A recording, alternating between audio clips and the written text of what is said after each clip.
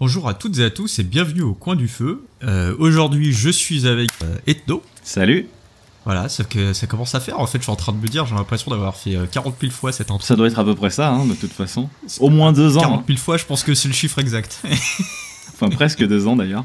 Bon, bah, pour ces presque 2 ans, on va rester sur une recette bien rodée. Hein. On va faire du pilotage automatique, comme on dit dans le milieu, puisque c'est notre chronique habituelle d'un classique, donc une chronique à 4 mains. Et là, on est vraiment sur du très très lourd. Ouais, et du vraiment très classique aussi, hein, pour le coup. Ah bah oui, là, on peut guère faire plus classique que ça. Il se retrouve dans le texte. c'est ça qui est pas mal. C'est exactement ça. Et classique qui divise quand même pas mal, parce que je me suis quand même renseigné à droite à gauche avant l'écriture du truc.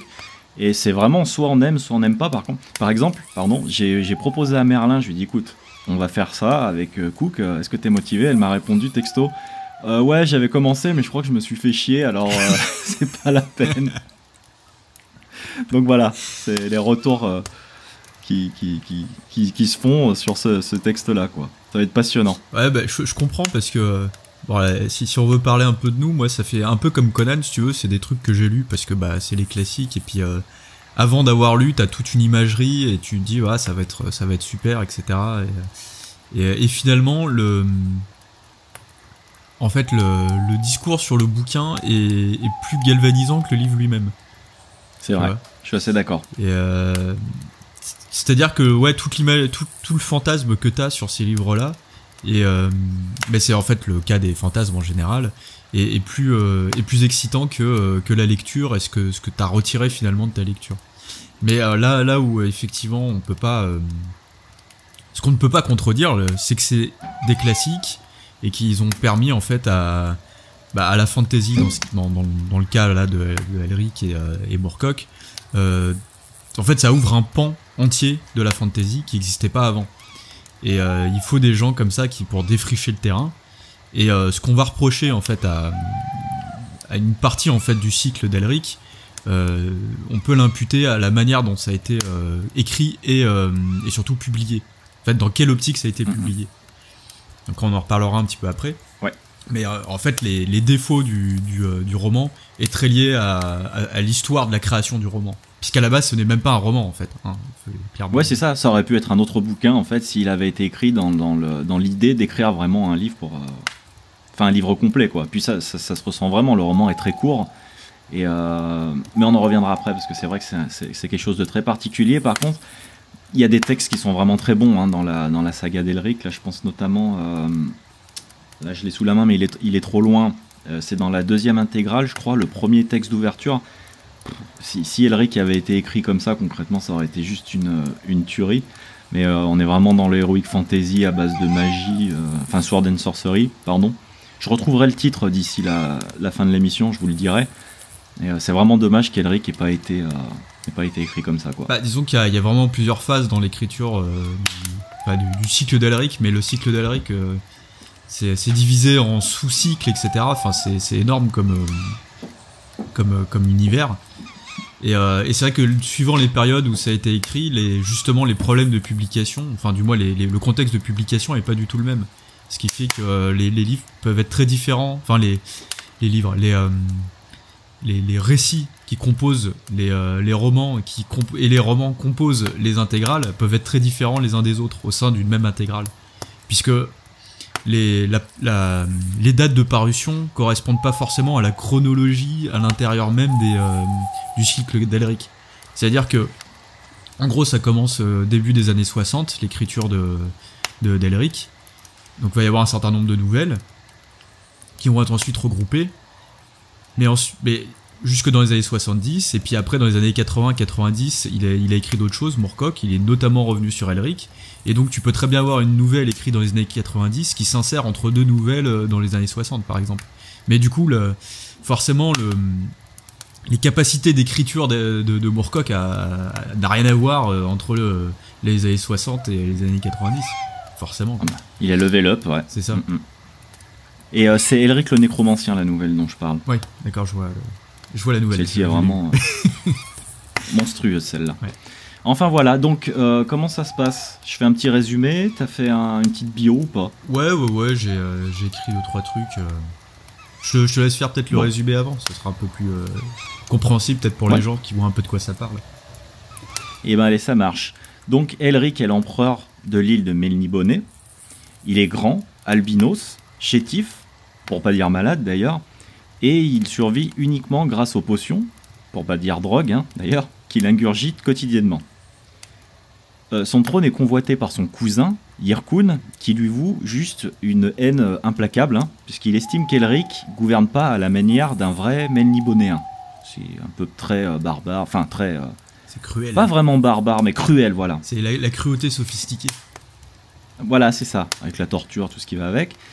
Et qu'en plus, celui-ci est l'amant de sa sœur, donc sa cousine, hein, hashtag inceste.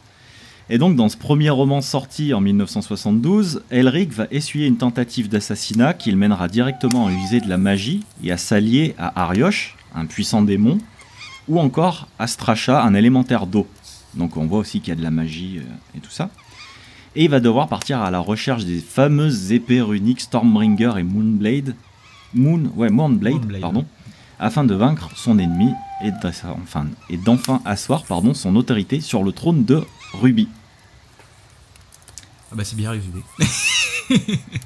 Donc il y a du spoil, hein, déjà rien que dans le résumé. Voilà, ça sera pas spoilé allègrement, on va dire, de toute façon. Mais bon, voilà, déjà là, rien que là, je dévoile un petit peu des éléments de l'intrigue. Donc j'aurais peut-être dû prévenir avant, quoi. Faut dire qu'on est un peu quand même sur des rails quand tu commences Elric. Enfin, on est sur des rails. À la fois, il y a des particularités et on entre vraiment dans un univers à part entière, quand même, mais qui a été pas mal pillé par d'autres univers. Je pense notamment à Warhammer. Et donc du coup, t'es pas dépaysé quand tu commences la lecture, je trouve. Mais en même temps, il y a quand même des éléments qui sortent de l'ordinaire, et notamment le personnage d'Elric, il est vraiment à part entière. Parce que on est typiquement dans le cas d'un anti-héros. C'est-à-dire qu'il a pas grand-chose d'héroïque, Elric, mis à part le fait qu'il est empereur du plus puissant empire du monde.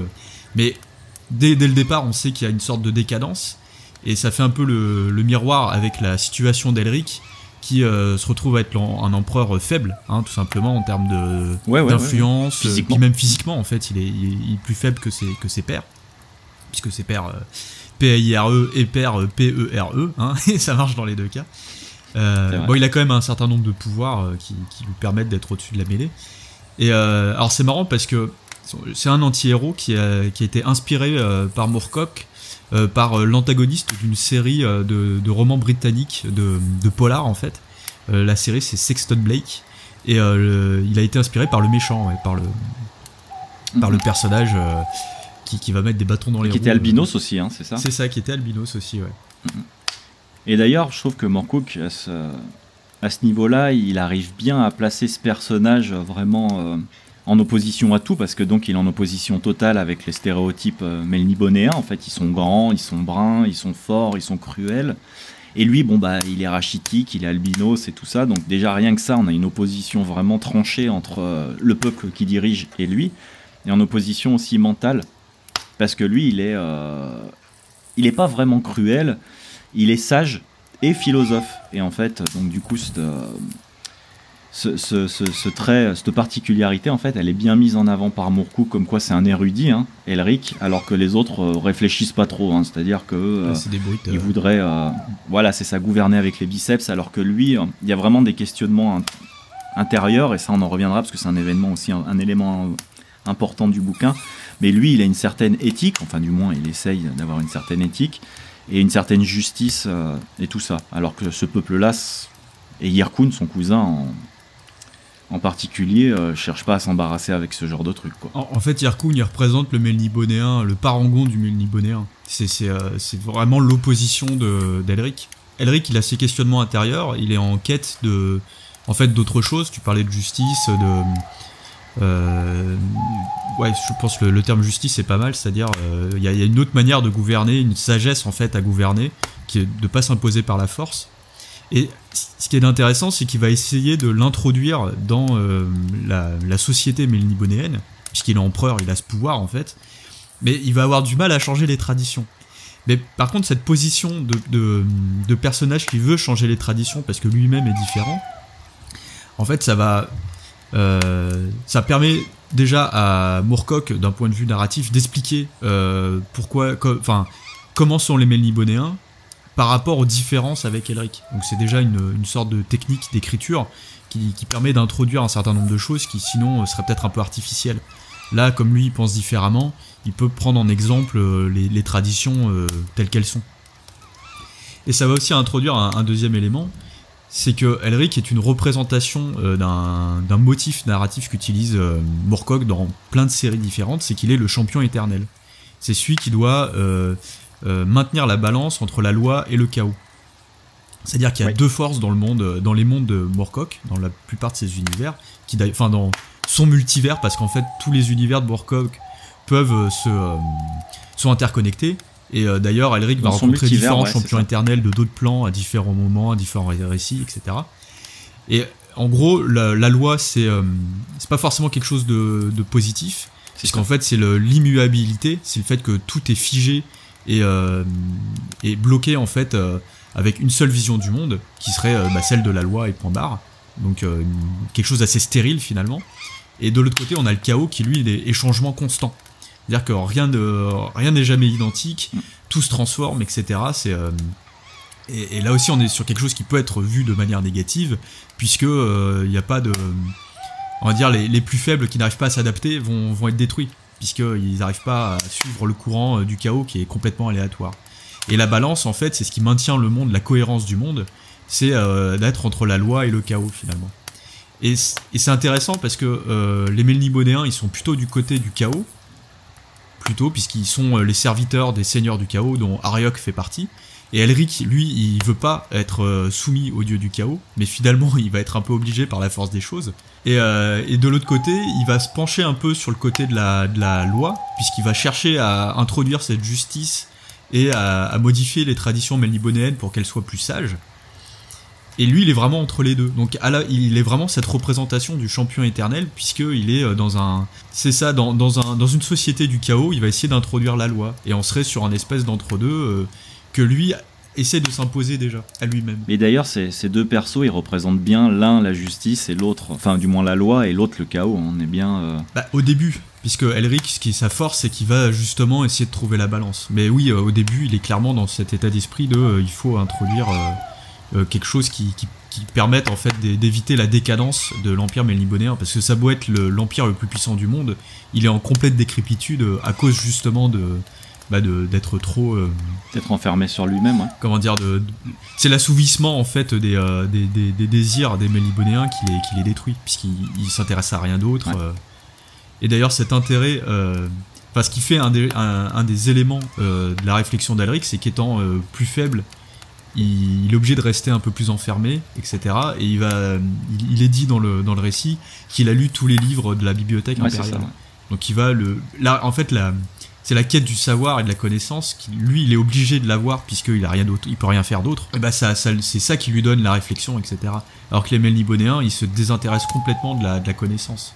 Non, c'est pas faux. Et puis je trouve que cette sagesse justement, elle se reflète au tout début du texte, où je crois que c'est une sorte de conseiller qui lui dit, écoute, ton cousin, en gros, hein, je schématise, ton cousin, tu ferais mieux de le tuer parce que sinon il va te mettre des bâtons dans les roues éternellement, et tant qu'il aura pas pris le trône, il continuera à t'emmerder. Et puis Elric lui dit non, il faut qu'il arrive, si on fait ça pour lui, on fait ça pour tout le monde. Or on peut pas décapiter le premier con qui vient, en gros, encore une fois je schématise, parce que sinon il resterait plus personne. Et justement on sent bien que ça c'est une question, c'est limite une question philosophique en fait, et que justement toute cette réflexion et toute cette sagesse et tout ce savoir, ça vient du fait que ce soit un érudit et qu'il ait le nez constamment, ou qu'il a eu le nez constamment plongé dans les bouquins. Et justement, on revient encore à cette notion d'équilibre, de la balance, parce que ça serait complètement injuste de tuer, alors qu'il aurait pu le faire en fait, mais de tuer son cousin comme ça juste parce qu'il l'emmerde en fait. Et d'ailleurs, son cousin n'hésite pas à monter des complots pour le tuer. Et Elric, systématiquement, il a une sorte de magnanimité qui lui dit c'est normal en fait, c'est comme ça qu'il a été éduqué, je peux pas je peux lui en vouloir d'essayer de me tuer, mais ses motivations sont très claires en fait dans la loi melnibonéenne, ce qu'il fait est tout à fait légal. Et ça c'est des réflexions que nous philosophiquement parlant, on peut avoir, même maintenant en fait, j'ai trouvé ça. Et d'ailleurs, c'est important de dire un truc qu'on n'a pas dit, mais Moorcock avait dit à l'époque, quand il avait écrit Elric, c'était carrément le reflet de lui-même en fait.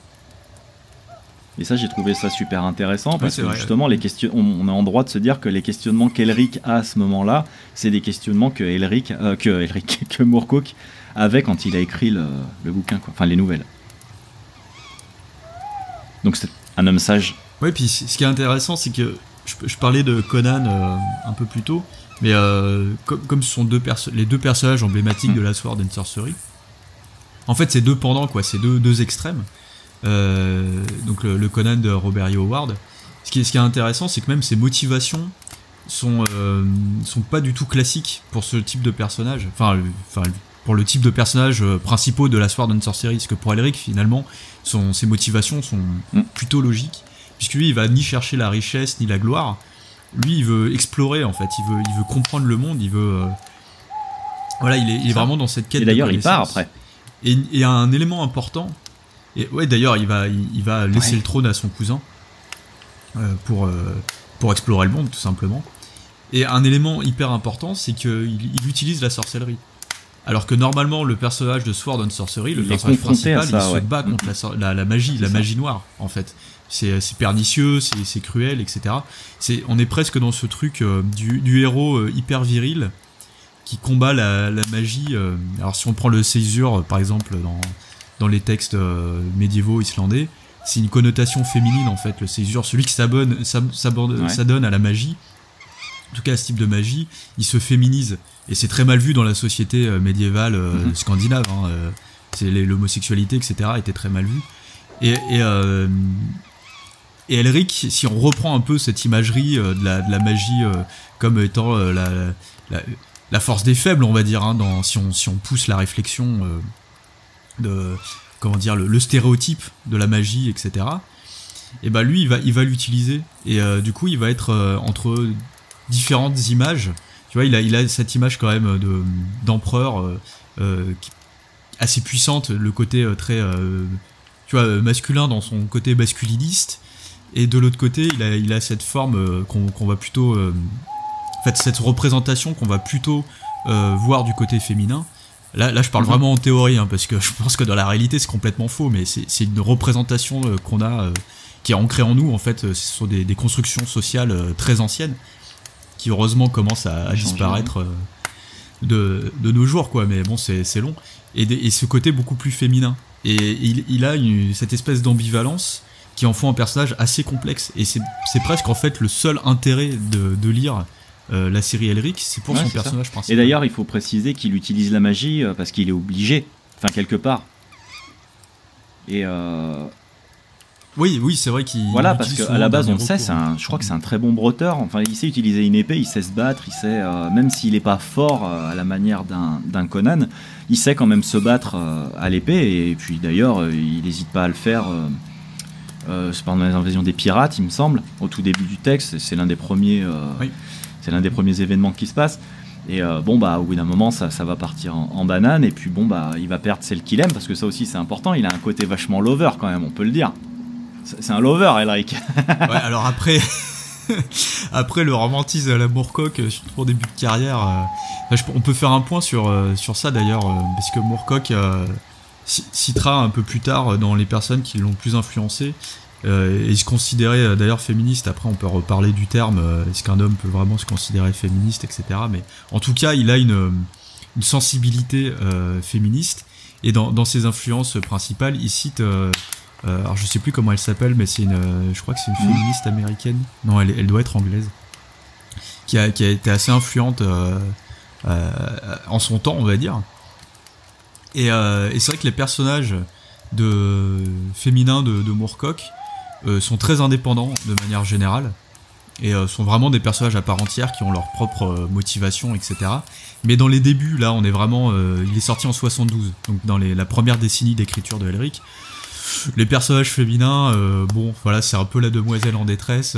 Ciboril, elle a pas ça je suis d'accord, mais elle tient quand même tête à son frère. Elle sait que c'est quelqu'un de dangereux, Oui, elle est pas non plus du tout, effacée. Au contraire, hein, elle s'affiche avec Elric. Son frère le voit vraiment pas d'un bon oeil, mais même quand il essaye de faire un putsch, elle lui dit, mais en gros, de toute façon, il va revenir, il va te péter ta tronche, et puis voilà, elle hésite pas à aller à la confrontation, en fait. Elle est pas... Ouais, d'ailleurs, bien plus que Elric lui-même. C'est un peu... Ouais, elle a un côté beaucoup plus... exact. Oui, voilà, je pense que c'est normal aussi, parce qu'elle a pas les mêmes questionnements que lui. Mais ouais, c'est vrai que déjà, on a peut-être au moins l'ébauche d'un personnage qui pourra devenir peut-être de plus en plus indépendant encore au fur et à mesure des histoires. Ce qu'il y a d'intéressant, alors là, attention, il va y avoir du spoil. Bouchez-vous. Ceux qui veulent pas, bouchez-vous les oreilles, ça va durer quelques minutes. Dans l'adaptation BT récente dont je te parlais un petit peu avant, il y a eu des modifications sur le scénario qui ont été validées par Moorcock, qui considère même que c'est une meilleure histoire que celle qu'il a écrite donc du coup il y a 40 ans. C'est combien, les 70, 40, 50 ans 50 ans maintenant. Non, c'est 50. C'est 50. En fait, quand il revient de son tour du monde, c'est Silmaril qui a pris le trône. Ah oui, d'accord, ok. Tu vois, c'est elle qui finalement finit par le trahir. Il fait la paix entre guillemets avec Hyrkoon, ou il le tue, je sais plus exactement comment ça se passe. Mais c'est Silmaril qui prend le trône. Et parce qu'en fait, elle comprend jamais vraiment les motivations de Elric. Et c'est vrai que c'est assez logique. À un moment, elle se dit, attends, la deuxième personne la plus puissante de ce peuple dégénéré. Allez, c'est parti. Pourquoi je laisserais à l'autre albinos faiblard le trône si je peux. Mais on voit bien qu'elle comprend pas de toute façon, parce qu'à la fin de Elric, Elric des Dragons, hein, d'ailleurs le premier, celui dont on parle, donc il arrive à vaincre, il revient et tout, mais lui se barre. Et elle comprend pas, elle dit, mais attends, on vient de se retrouver, j'ai été enlevé, on va au moins profiter un petit peu, tu vois. Bah non, lui il se casse, il est curieux, il va aller voir ce qui se passe, parce qu'il y a les jeunes royaumes, hein, c'est ça. Et lui il veut apprendre à connaître en fait ces peuples-là, voir comment ils évoluent et tout ça. C'est vraiment... Et puis moi je trouve que la démarche est vraiment louable en fait, et c'est même compréhensible. Lui il dirige un très très grand royaume, très fort et tout ça, même s'il est encore un peu en train de s'effondrer, il a quand même une certaine puissance, et lui va au contact. D'ailleurs, il va s'effondrer par sa faute. Enfin, c'est prophétisé un petit peu, c'est par la faute d'Elric que le... Mais ça va précipiter ça, ouais. Et pourtant, ça partait d'une bonne attention, quoi. Oui, mais bon, tant pis pour eux, hein. Il y en a un qui s'est adapté pour survivre, et puis... C'est ça. Mais oui, il s'en va au moment où l'histoire pourrait se terminer sur une sorte d'happy end.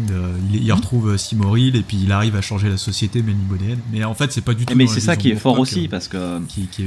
Alors certes, le texte est pas terrible. C'est ce qu'on disait tout à l'heure. C'est pas. Enfin, l'histoire, le décor et tout ça a révolutionné beaucoup de choses, a ouvert des portes et défriché, pour reprendre ton expression.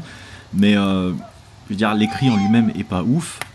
Mais par contre, là on est sur des trucs qu'on verra pas chez Conan par exemple, ou chez tous les écrits de cette époque. Et Moorcock, il a vraiment eu cette volonté vraiment de se détacher, parce qu'apparemment quand il a eu la commande d'Elric, on lui a demandé d'écrire un truc dans la veine de.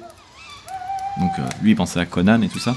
Ouais, sachant que la première nouvelle c'est 61, et là le roman dont on parle, il a été finalisé en 72. C'est-à-dire que c'est le premier. Dans l'ordre chronologique de la narration, c'est le premier. Mais c'est pas le premier écrit. Ouais. Mais en fait, il arrive 10 ans après la première nouvelle écrite. Et du coup, on n'est vraiment pas sur les mêmes problématiques et sur les mêmes personnages, les mêmes types de personnages que ce qui se faisait à l'époque, quoi.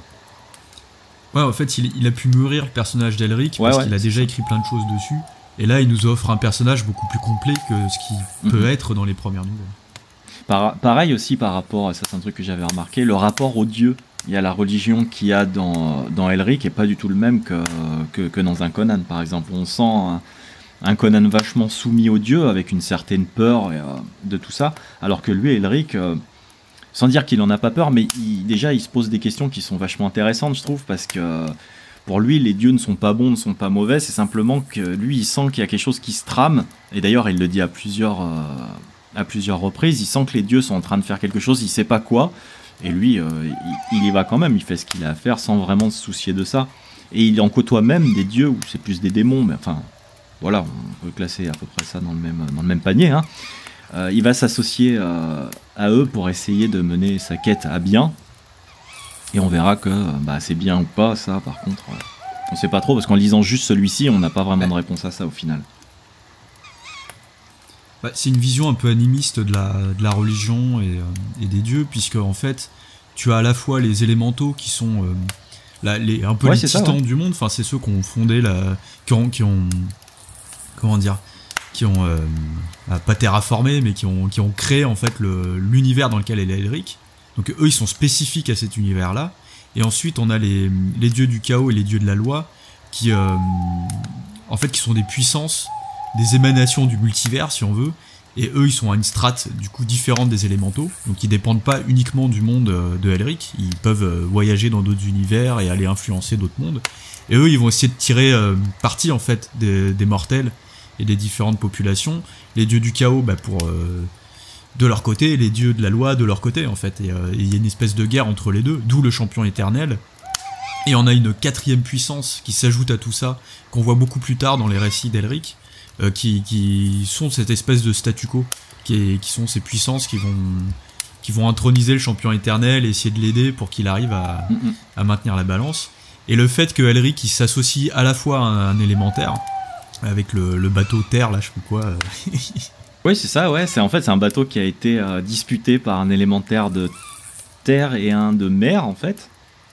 Et lui, en fait, l'élémentaire de mer lui prête le bateau, mais l'autre, à un moment, il revient en disant « mais c'est le mien ». Enfin bon, il y a un petit conflit là-dessus. C'est ça, il passe des pactes, en fait, avec ces différentes puissances. C'est-à-dire que il est redevable à ses puissances, ce qui veut dire qu'à un moment, il va devoir payer la facture, et c'est pas toujours dans les meilleurs moments, quoi.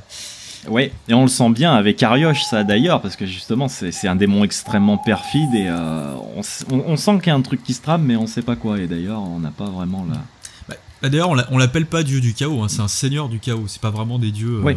En fait, le terme dieu définit un peu toutes ces puissances, mais ils sont pas forcément vus comme des dieux en tant que tels, enfin tels que nous on verrait des dieux en fait, puisqu'ils ont une matérialisation dans le monde réel et ils influent directement sur le monde.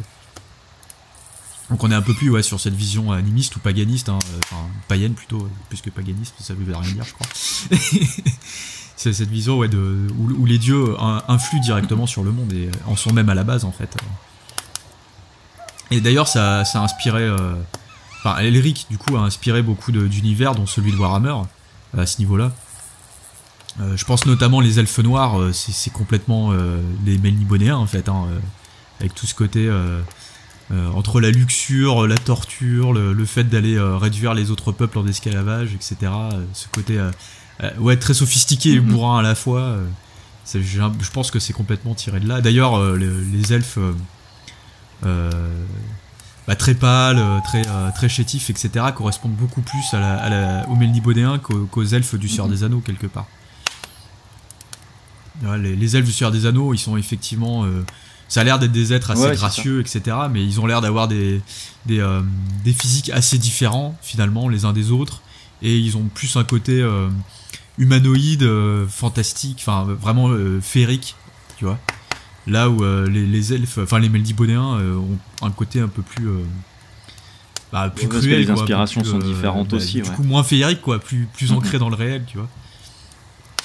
Et même le personnage d'Elric, il a inspiré pas mal de personnages. Moi je pense déjà à Arthas de Warcraft. Ouais, tu m'étonnes.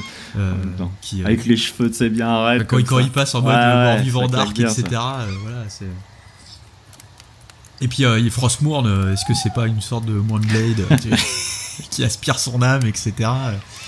On peut en reparler des épées. Et un autre personnage, je m'en suis aperçu en écrivant sur l'épisode et qui est très proche d'Elric finalement, c'est Geralt de Rive. Ah mais oui, en effet, ouais. Je pense qu'il est clairement inspiré de Elric à mon avis.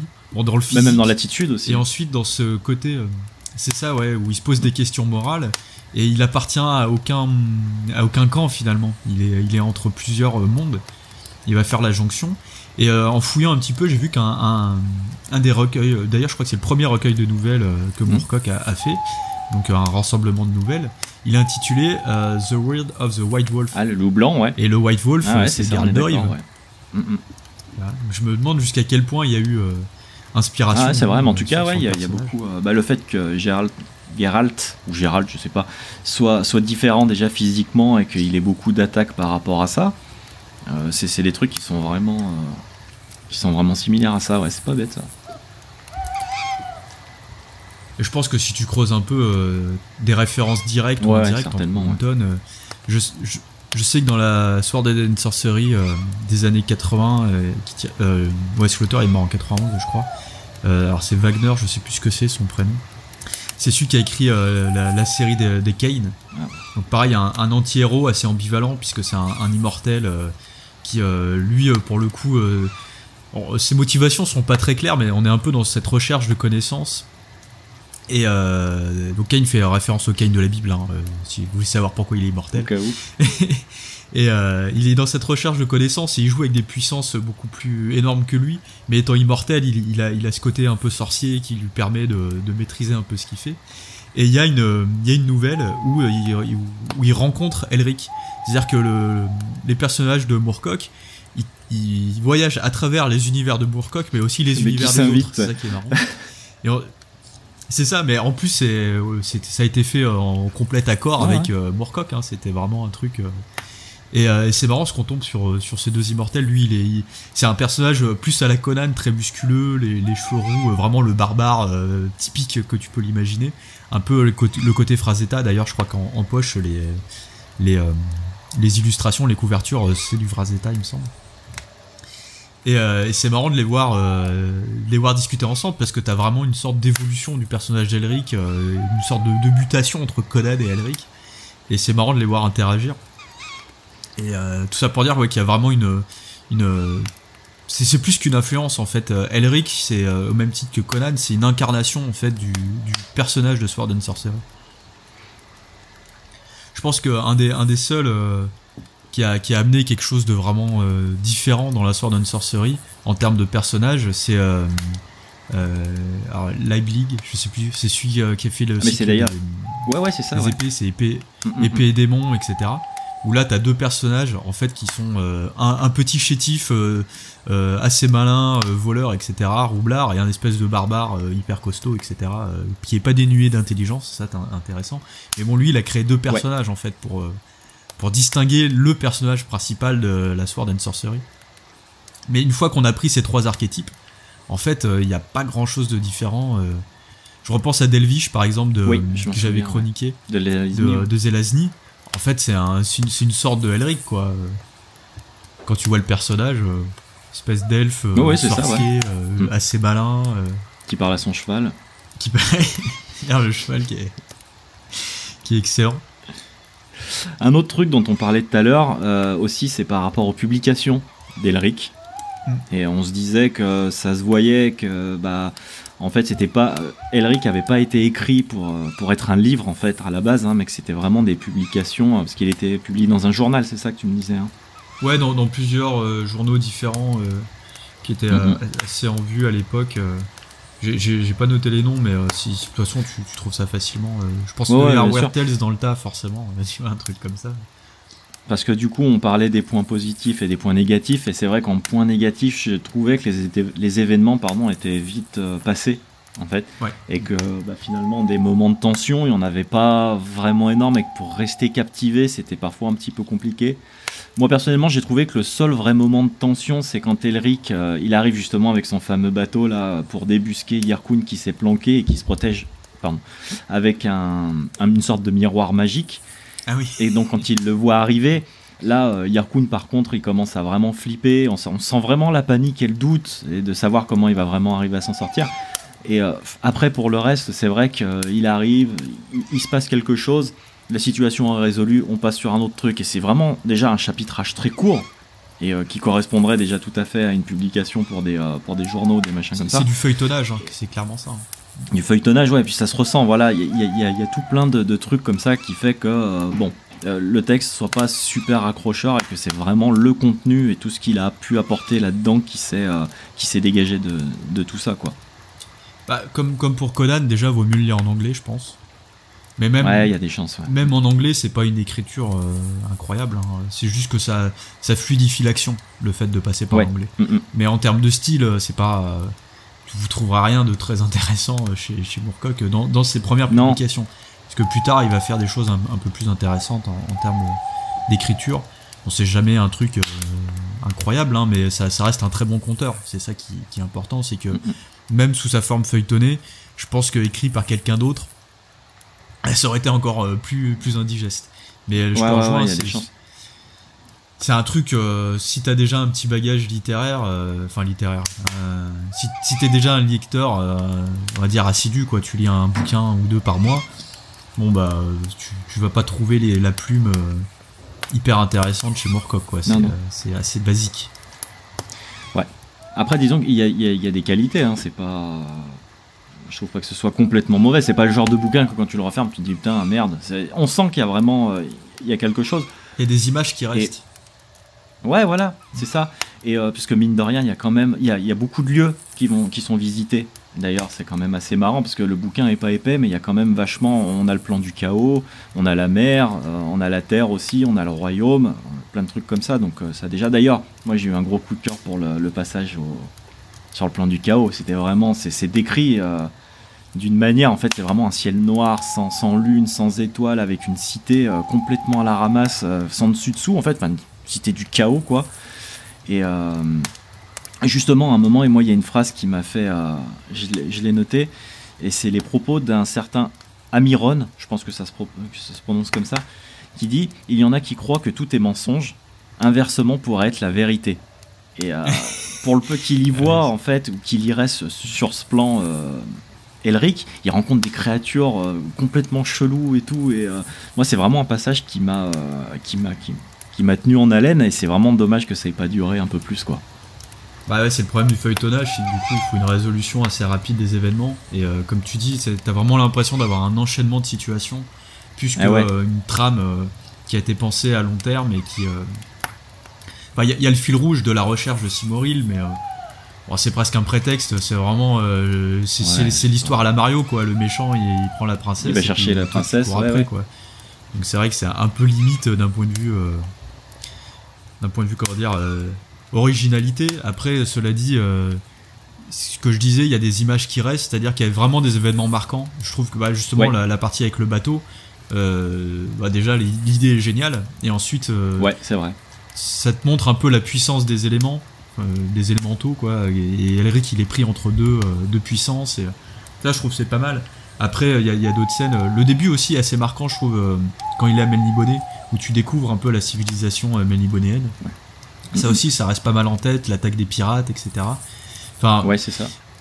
je pense qu'un auteur qui aurait juste écrit le roman et qui aurait pas rassemblé des récits pour faire une histoire, aurait pu rester beaucoup plus longtemps à Melniboné, tu vois, créer un complot un peu plus fourni, élaboré, un peu plus costaud, et élaboré, voilà.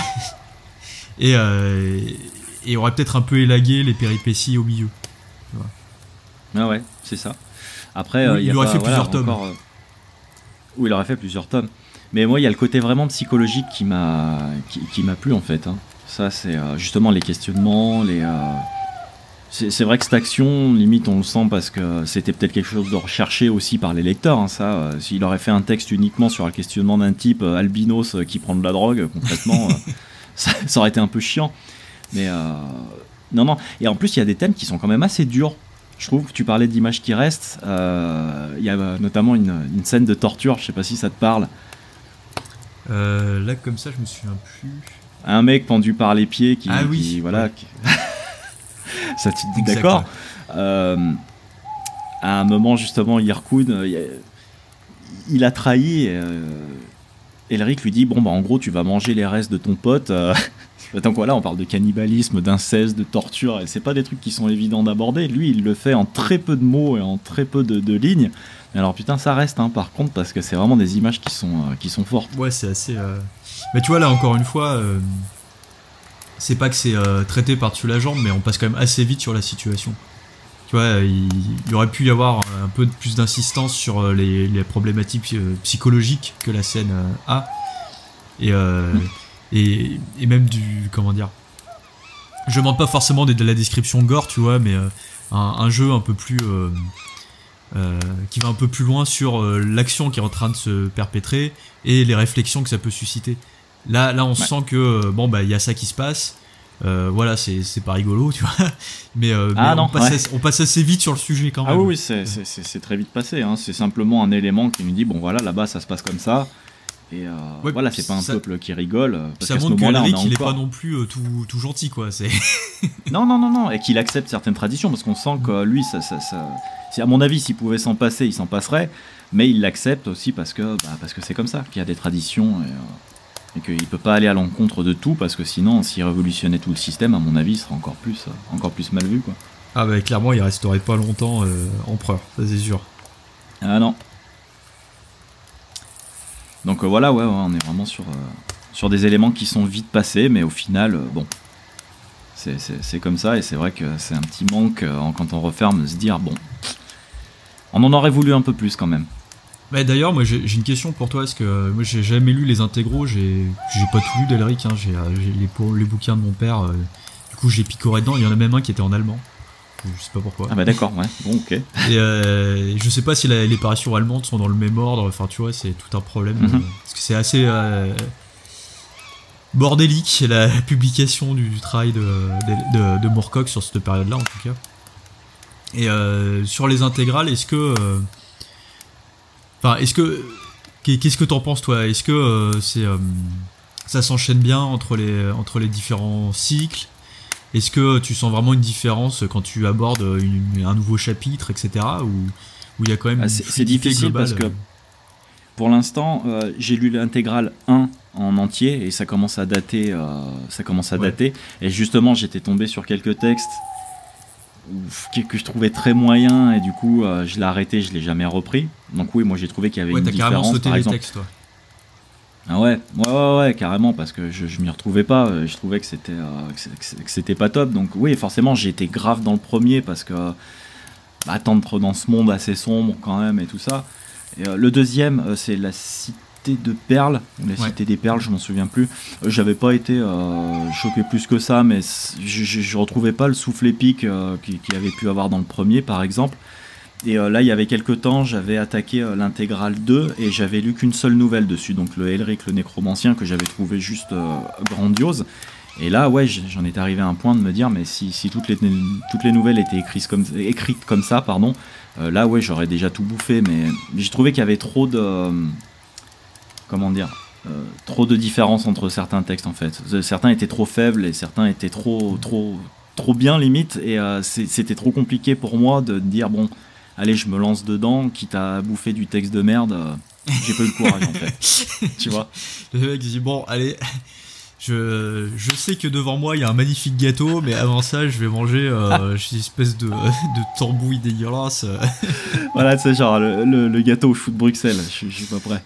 Non mais après, t'as cité du coup Elric des Dragons et Elric le Nécromancien, qui sont parmi les nouvelles les plus connues hein, on peut même dire roman finalement, parce que ils sont assez longs. Ouais, là on n'est plus trop sur et moi c'est ce que je conseillerais, si vous voulez vous lancer dans Elric, lisez pas les intégrales, enfin il vaut mieux prendre les titres reconnus de Elric, c'est ça. Parce que en fait vous serez jamais vraiment perdu en prenant un roman à part entière, parce que parfois les liens entre les récits sont pas toujours hyper forts. Vous pouvez picorer dedans, ça passe quoi. Après, effectivement, si vous voulez avoir la vue globale, vous pouvez tout lire, mais il y a plein de nouvelles qui servent à rien, enfin qui sont pas, qui ont pas d'intérêt ni dans la chronologie, ni en termes d'écriture. Et c'est vrai que tu dis tu retrouves pas forcément le style systématiquement épique qu'il y a dans Elric des Dragons, dans les autres nouvelles, parce que ça c'est un avantage par contre des nouvelles, c'est qu'il a pu tester quand même pas mal d'ambiances différentes. Et on n'est pas toujours sur le même Elric le Nécromancien, dans l'atmosphère, on n'est pas tout à fait dans le Elric des Dragons, et ça c'est plutôt sympa quoi. Non, t'as une diversité quand même de situations et d'ambiance. C'est ça, du souvenir que j'en avais, l'intro du truc, on était quand même sur un truc assez moyenâgeux. Ça m'a fait penser limite à de la légende arthurienne, avec des sorts d'illusions, de trucs comme ça, tu vois. Et voilà, je me suis dit, si tout était comme ça, bien sûr, moi je les bouffe, il n'y a pas de souci, mais le problème c'est que non, quoi. Faut faire le tri, mais c'est ça qui est passionnant aussi chez Moorcock, et notamment dans ses récits sur Elric, c'est que ça brasse tellement de choses que en fait chacun peut se faire peut avoir sa vision de Elric et de l'histoire d'Elric. Un peu comme pour Conan et les univers de Ward ou même de Tolkien finalement. Par exemple, moi je considère que tout ce qui n'a pas été écrit, mis sur papier noir sur blanc par du coup Tolkien lui-même, donc pas son fils, moi je les mets pas dans l'univers de la Terre du Milieu. Tu vois, après je parle pas de la qualité des textes ou certainement qu'il y a des choses intéressantes dedans, etc. Mais pour moi, c'est pas ça fait pas partie des récits de la Terre du Milieu. Tu vois, c'est autre chose. C'est des gens qui se sont inspirés d'eux, qui ont pris des notes de Tolkien et qui ont un peu perpétué l'héritage en fait de Tolkien. Alors que pour d'autres, ça va tout englober ou englober un certain nombre de récits. Et c'est ça que je trouve fort en fait dans ces classiques et plus que dans les livres même, dans ces univers. Vraiment, je prends l'univers en entier. Tu peux te faire ton propre univers de l'univers, tu vois. Et c'est ça qui est cool, notamment dans l'univers d'Elric. Bah, c'est un peu le même truc que pour Lovecraft. Par exemple, je m'en souviens qu'avant avoir lu un livre de Lovecraft, me suis bouffé un nombre incalculable de recueils de nouvelles basées sur l'univers de Lovecraft. Et le mec, il n'en avait pas écrit une seule, tu vois. Moi, j'ai connu Lovecraft avant de connaître l'auteur lui-même. Et il y a un paquet de bouquins sur le mythe de Cthulhu, par exemple. C'est incroyable, tout ce qu'il y a. Et pas des moitiés d'andouille, hein. Je crois qu'il y avait eu du Stephen King, du Robert Bloch, des machins comme ça. Ah ben parfois c'est même meilleur que ce qu'a fait Lovecraft. Ah ouais, non mais c'était impressionnant. Et tu dis, les mecs, ils perpétuent ce monde, cet univers-là, c'est foisonnant. En plus, je pense que c'est propre à tous les gros auteurs qui ont écrit quelque chose qui sortait d'ordinaire à l'époque, quoi. Ah bah oui, là c'est carrément fondateur d'un style de fantasy, tout simplement. Carrément. Bon, bah je crois qu'on a fait à peu près le tour. On n'a pas été trop méchants, ça va. On aurait pu un peu plus taper sur le texte. C'est vrai que ça n'a pas d'intérêt parce qu'il faut replacer aussi les choses dans leur contexte. Il y a une logique en fait derrière l'écriture. Mais c'est vrai qu'il faut le signaler, quoi. Personnellement, moi, même si j'ai pas été emballé par le texte, j'ai un respect énorme pour ce qu'il a pu créer, parce que il y a un truc aussi que je voulais poser comme question, c'est Dark Fantasy ou pas Dark Fantasy du coup. Si, c'est un fondateur de la Dark Fantasy. Je vois des fois il y a des débats de ouf à savoir. Non, mais oui, après c'est vrai que si tu veux qu'on débatte sur la question, en fait, c'est le principe des étiquettes. Déjà, il faut qu'on soit d'accord sur ce qu'on met derrière Dark Fantasy et Sword and Sorcery, mais la Sword and Sorcery est forcément fondatrice de la Dark Fantasy, et le personnage de Elric, c'est clairement un personnage de Dark Fantasy. Il est ambivalent. À partir du moment où ton personnage est ambivalent, t'es déjà dans la Dark Fantasy d'une manière ou d'une autre. En tout cas, t'es pas dans la High Fantasy ou l'Heroic Fantasy en tant que tel, quoi. Ah non, ça c'est certain. Parce que je te pose la question, mais je vais te dire, totalement je m'en fous de savoir ce que c'est. Oui, en fait, si tu peux. Ça c'est normal. Mais non, mais ce que je voulais dire, c'est que voilà, j'ai un énorme respect pour ce qu'il a créé, parce qu'il y a vraiment un côté dark, justement, qui me parle beaucoup, tu vois. Et on n'a pas trop parlé de musique, mais c'est vrai que Moorcock, au-delà d'avoir influencé des écrivains et des jeux de rôle et des machins comme ça, il a aussi participé à énormément de projets sur la musique, et des bons trucs en tout cas. Alors, des bons trucs, je me permets juste de faire une petite parenthèse pour le Blue Oyster Cult que j'adore, et des titres auxquels il a participé. Après, j'ai écouté, il a fait des albums solo, je sais pas si t'as... Si, il a un projet... Ouais, c'est très influencé années 70 et tout, ça m'a fait rire, même si c'est pas vraiment... J'adore la musique des années 70, mais c'est vrai que là, personnellement, j'ai pas trouvé trop d'intérêt c'est un meilleur écrivain sa musique. Que musicien. Que musicien, ouais, on est d'accord. D'ailleurs, il est pas trop reconnu pour sa musique. Non, c'est vrai. Mais c'est vrai qu'il a travaillé avec pas mal de groupes, et puis pas des petits, quoi. Hawkwind. Non. Déjà, Hawkwind, c'est un personnage de chez lui, ouais. Il a travaillé avec eux sur un album entier. Qui reprend du coup des thèmes de Elric, des personnages de Elric. Il a bossé, t'as dit, avec Blue Oyster Cult. Il a bossé avec plein de groupes, et l'imagerie a beaucoup influencé d'autres groupes. Je pense à Kiriton Gold, toutes les les pochettes d'albums, c'est ça. Elles sont chouettes en plus, ces pochettes. Hein. C'est ce qu'il y a de plus chouette dans le groupe. C'est clair. Ouais, je te rejoins là-dessus. Ouais, c'est clair que Et son groupe, c'était Michael Moorcock and the Deep Fix Octopus. Ouais. Voilà, moi c'est vrai que j'ai retrouvé des ambiances à la Jefferson Airplane et tout ce qui se faisait à cette époque en moins bien, hein, forcément. Mais ouais, c'est vrai qu'il y a de ça. C'est quand même assez cool de jeter une oreille là-dessus, de te dire voilà, c'est le mec qui a écrit ça, qui a fait cette musique, et qu'il était quand même.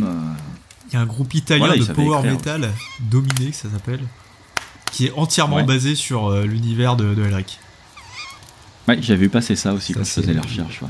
Franchement, tu vas voir les pochettes, j'ai pas écouté. Ah bah, parce que ouais, je vais aller voir ça. Italien, je pense direct à Rhapsody et ça me fait. J'ai déjà pas envie juste en y pensant, quoi. Mais peut-être que c'est bien, hein, je sais pas. Bon bah écoute, voilà. Ouais, je pense que c'est une bonne conclusion. On a fait une bonne cinquantaine de minutes pour un petit bouquin comme ça. Ouais, voilà, ouais. Ouais, donc, parce qu'on a un peu extrapolé sur Elric en général. Ouais. C'est vrai. On ne refera plus sur Elric, hein, pour être clair. Voilà, une fois ça suffit. Voilà, si on doit reparler de Moorcock, ce sera pour un truc qui n'a rien à voir. Voilà, peut-être pour de la musique, ça va. Pourquoi pas. Donc bah, d'ici là, on se retrouve dans 2 semaines. Vous pouvez retrouver cet épisode et tous les autres, les nombreux autres d'ailleurs, sur tout ce qui influe RSS, comme tu le dis si bien, sur les plateformes, sur toutes les plateformes d'écoute. Tout ça, vous pouvez nous retrouver aussi, vous pouvez retrouver le podcast sur YouTube aussi, c'est pas mal. Il y a une petite animation et tout. Sur les réseaux sociaux, Facebook, peut-être un petit peu moins sur Instagram, mais on est assez actifs sur Twitter aussi. Et puis nous, on se retrouve dans 2 semaines pour un nouvel épisode. Je sais pas trop. Oui, c'est vrai. Je vais pas spoil parce que de toute façon, je me souviens même plus ce qu'on a prévu de toute façon. Oh, ça va être bien. On peut dire. On peut dire ça. Ouais, voilà, ouais. C'est ça. Revenez dans 2 semaines. De toute façon, ce sera cool. Et puis d'ici là, portez-vous bien, lisez beaucoup, et à dans 2 semaines. À dans 2 semaines.